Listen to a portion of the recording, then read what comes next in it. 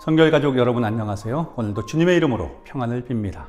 오늘도 대림절 제11일째를 맞이하는데요. 오늘 우리가 함께 은혜 나눌 말씀은 요한계시록 2장 12절에서 17절에 나오는 버가모 교회에 관한 내용이 되겠습니다. 버가모라는 지역은요, 요한계시록이 쓰여질 당시 대략 300여 년 동안이나 소아시아 지역의 수도였던 곳이고요. 이곳은 소아시아 가운데 제일 먼저 공식적으로 황제를 숭배하던 전이 세워진 곳입니다. 그래서 오늘 본문을 보면 버가모를 가리켜 거기는 사탄의 권자가 있는 곳이다 라고 하였는데요. 이것이 바로 거기에 세워졌던 황제를 숭배하는 전을 말하는 것이었습니다. 그래서 당시 이곳에서는요, 황제를 숭배하는 일에 참여하지 않으면 죽임을 당하기까지 큰 핍박을 당해야 했었습니다. 그래서 지금 이런 배경 가운데 세워진 버가모 교회에 대해 주님께서는요, 이렇게 칭찬을 하셨습니다. 13절입니다. 내가 내 이름을 굳게 잡아서 내 충성된 증인 안디바가 너희 가운데 곧 사탄이 사는 곳에서 죽임을 당할 때에도 나를 믿는 믿음을 저버리지 아니하였도다. 아멘. 황제를 숭배하지 않으면 죽음까지 당하는 상황 속에서도 버가모 교회의 성도들은요, 목숨을 걸기까지 믿음을 포기하지 않았다는 것이고요. 그것을 주님께서는 칭찬하셨습니다. 사실 인간은요, 환경의 지배를 받는 존재다 그렇게 말을 하죠. 그래서 내가 이제부터 경건하게 살아야 되겠다 아무리 다짐을 해도요, 그 직장에 있는 사람이 대부분 경건하지 못하면 자신도 거기에 물들게 될 가능성이 커진다는 거예요.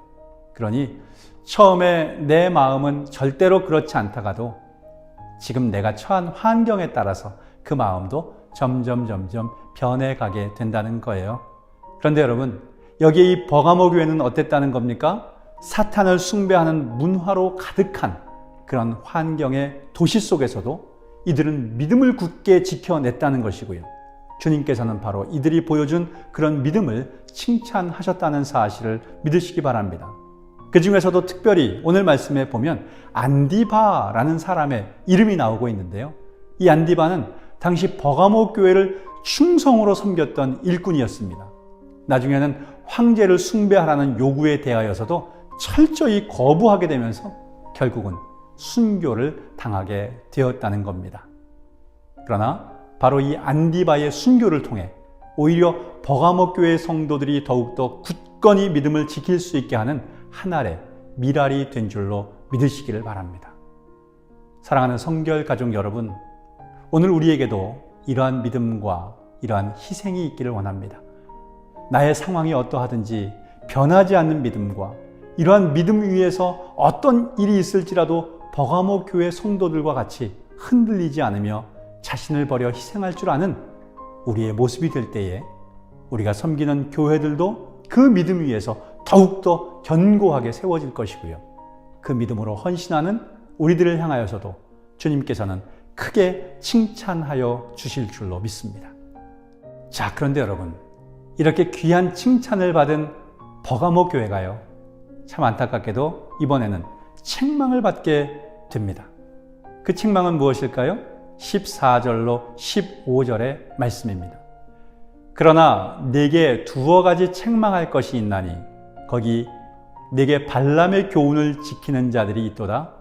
발람이 발락을 가르쳐 이스라엘 자손 앞에 걸림돌을 놓아 우상의 제물을 먹게 하였고 또 행음하게 하였느니라.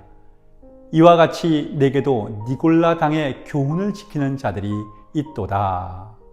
여기 보니까 발람의 교훈을 지키는 자들이 있었다는 것으로 책망을 들었습니다. 발람의 교훈이 무엇입니까? 이 내용은요, 민수기 22장에 나오는 이야기인데요. 모압이라는 나라의 왕인 발락이 이스라엘이 위협해 올 때에 크게 겁을 먹고는 급히 발람이라는 선지자를 불러서 이 위협해 오는 이스라엘을 저주하도록 요청을 했습니다. 그러나 그때 하나님께서는요, 이 발람 선지자의 마음을 아주 강하게 주장하셔서 오히려 이스라엘을 축복하게 하셨는데요. 그러나 발람 선지자는 모압 왕에게 이스라엘을 이길 수 있는 방법이 있다고 하면서 다른 방법을 가르쳐 주었습니다. 그게 어떤 방법입니까?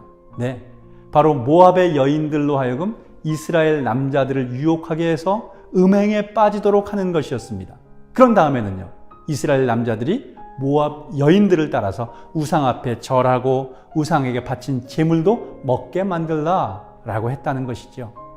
참 안타까운 것은 실제로 이스라엘 백성들은 발람이 말한 방법대로 음행을 저지르게 되었고요, 모압 사람들을 따라서 우상 숭배를 하게 되었습니다. 결국 그 일로 인해서 하나님께 징계를 받아 수만 명이 죽게 되는 너무나도 안타까운 일이 벌어졌던 것이죠. 바로 이 사건은요, 당시 이스라엘 백성들이 모압이라고 하는 세상 세력, 세상의 문화와 타협하면서 하나님 앞에 범죄하였던 일을 가리키는 것이었는데요.